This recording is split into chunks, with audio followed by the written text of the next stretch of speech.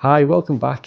So today we're going to be talking a little bit about cone 6 and cone 10.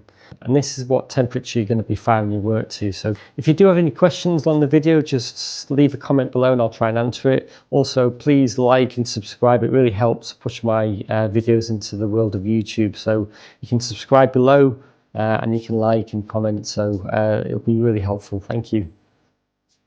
So cone 6 is a mid-fire range and cone 10 is a high fire range. So why does temperature really matter? So glaze is essentially just glass melted onto your clay body. So the temperature determines when the materials in the glaze melt. It also determines how strong the clay is going to be. And it also affects the surface quality and the surface colour and texture and many other things.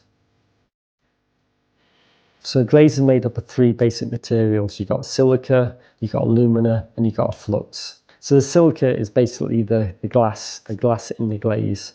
And the alumina is just a stabilizer, so it basically keeps it where it is. If you didn't have it, it would just run off the pot. So the stabilizer is like a thickener really, and it just holds it in position. And then you've got the flux, and the flux basically brings down the temperature of this for the silica and the alumina to melt. If you didn't have the flux, you'd have to fire the kiln at an incredibly high temperature for it to actually melt. So the flux brings it down to kind of like a normal firing temperature, so we can basically melt it in our kiln. And the fluxes are then divided into two different types of fluxes. You've got an alkaline earth and an alkaline metal, and all recipes will have a little bit of both in, and I'll talk to you about that in the next lesson. So I personally use cone 10. I prefer cone 10 because I just like more vitrification with my clay body. Vitrification is basically how much your clay absorbs water. So the higher temperature when you're pushing towards cone 10, so you're going to get less water absorption. There are advantages and disadvantages for cone 6 and 10, so I'll just run through them with you now. So cone 6 has a slightly lower fire temperature, so it's not as hard on your kiln. Your kiln doesn't have to work quite as hard as cone 10. With cone 6, you do tend to get slightly brighter colours, especially if you're using commercial stains. So if you're doing more illustration-based work and you're kind of using commercial colourants, now those colourants will work out better if you fire to cone 6. Some of them do tend to burn out at cone 10. So cone 6 is quite popular, and you do see a lot of recipes in books and online. So some of the disadvantages of cone 6, you do have to start using these materials called frits. And the frit is actually quite expensive to buy, where cone 10 you're using more raw materials, you need cheaper for cone 10, where for cone 6 you do need to start buying some more specialist materials. So I don't think cone 6 glazes are quite as robust and durable as a cone 10 glaze. So a lot of work I do for restaurants, I always fire to cone 10. As mentioned before, with cone 10, the clay body is a bit more vitrified, so it's going to absorb less water. So if you're going to do tableware, things which are going to be in contact with water quite a lot, then I would recommend doing cone 10 glazes. With cone 10, you don't need any frits or fancy materials. It's all pretty basic materials you need to buy, which are all quite cheap. So cone 10 glazes do tend to be a bit more cheaper to produce. With cone 10 as well, you do get a slightly wider firing range, so you get away with a little bit more.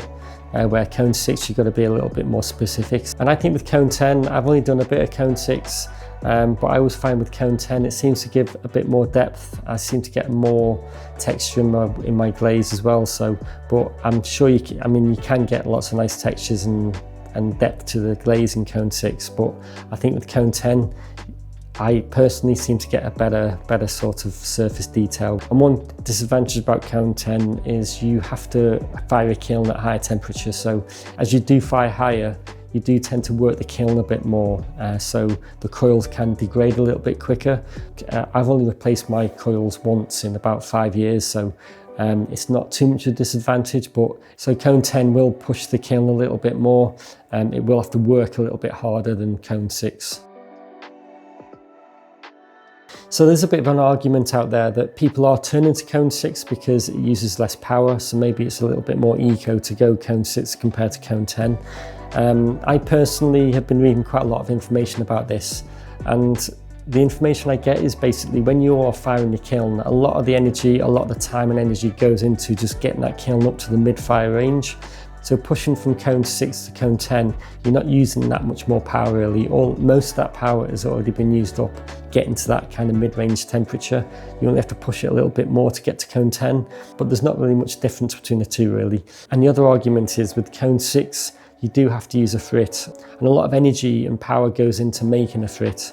So when you look at the two, maybe cone 10 uses slightly more energy when you're firing, but there's a lot more energy that goes into making the materials, the raw materials like a frit for cone 6. So for me, I think they kind of equal themselves out a little bit really.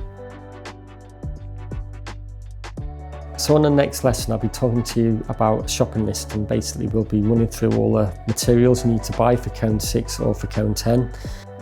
Most of the materials will be pretty similar, to be honest, but I'll run through the raw materials you need to buy, and I'll also talk to you a little bit about the equipment, the basic equipment you need to get started. You don't actually need that much, and we'll start really simple, and you'll be quite surprised how little material you'll need to get started.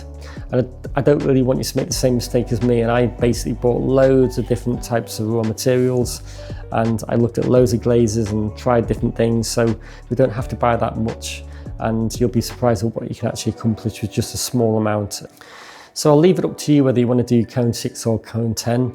I mean, basically, if your work has got lots of colour, you want some bright colours, if you're using pigments, and if you're using more illustrations and you want to go down that route, then I'd recommend cone 6. So if you produce tableware and you like kind of slightly more muted earthy tones, I'd recommend going down more cone 10 route. I just think your clay body will be more vitrified and it'll be more robust. But again, I'll leave it up to you and you can decide, and feel free to comment and I'll be happy to help. So that's it for now. I'm going to get you a shopping list ready. So we're going to look at raw materials and what equipment you're going to need. Try and keep the list as small as possible. We're going to keep it really simple for now. So you can just get started and see how you get on, and then we can start branching out and buying more materials to make more complex glazes. So thanks for watching to the end. It's going to be an exciting couple of weeks, just basically going really into the chemistry. We're not going to go too deep because I want to keep it really simple, but I want you to learn enough to sort of start to develop your own glazes, to understand what's in the glaze. And also over the next couple of weeks, you'll be developing your own glazes. I'll talk to you about how you can test glazes and how you can sort of develop your own style. And then we can start branching out and buying more materials to make more complex glazes. So yeah, I'll see you soon.